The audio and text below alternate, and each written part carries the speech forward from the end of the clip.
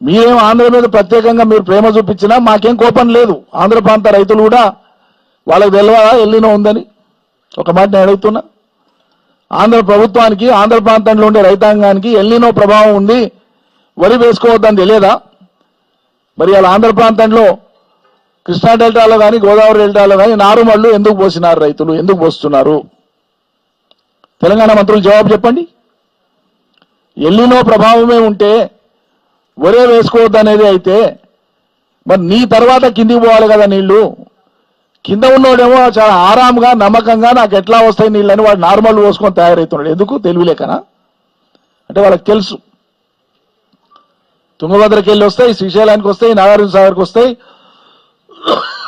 మాకు నీళ్ళకి ఇబ్బంది లేదు, ఎటుకైనా వస్తాయని తెలుసు. ఏమైనా ఇబ్బంది అయినా మా రేవంత్ రెడ్డి ఉన్నాడా ఎట్లా ఇడుస్తాడని వాళ్ళకి నమ్మకం. ఆంధ్ర వాళ్ళకు, తెలంగాణ వాళ్ళకంటే ఆంధ్ర ప్రజలకు ఎక్కువ నమ్మకం కుదిరింది ఇవాళ రేవంత్ రెడ్డి మీద, ఈ సర్కారు మీద. ఏమైనా అనిపించాలి కదా వీళ్ళ కొద్దిగన్నా. అరే నీళ్ళు వస్తున్నాయి, బరబరా వస్తున్నాయి, ఒక్కనాడు లేట్ అయితే ఒక టీఎంసీ కోల్పోతాం మనం. 4 దినాలు కోల్పోతే 4 టీఎంసీలు పోయినాయి మనకి. 4 టీఎంసీలు అంటే 40,000 ఎకరాలకు నీళ్ళు వస్తాయి. అవి నువ్వు ఇట్లా కళ్ళు మూసుకొని తెరిచే లోపల పోతాయి నీళ్లు. ఈ సోగి లేకపోతే ఎట్లా? అందుకోసమే కేఎల్ఐ కింద మేము నిన్న మాట్లాడినప్పుడేమో అసలే స్టార్ట్ చేయం సార్ అన్నారు.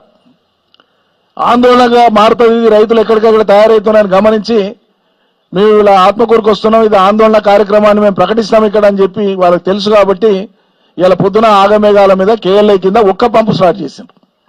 నేను ఇప్పుడే 10 నిమిషాల క్రితం ప్రెస్ మీట్ కంటే ముందు చీఫ్ ఇంజనీర్తో మాట్లాడినా. ఒక పంపు అయితే స్టార్ట్ అయింది సార్ అని పార్థసారథి గారు చీఫ్ ఇంజనీర్ అక్కడ కేఎల్ఐకి నాగర్ కర్నూలు జిల్లాకు వస్తుంది. ఒక పంపు స్టార్ట్ చేసినాం సార్, మిగతాయి కూడా స్టార్ట్ చేస్తామనేటువంటి మాట ఆయన అన్నాడు.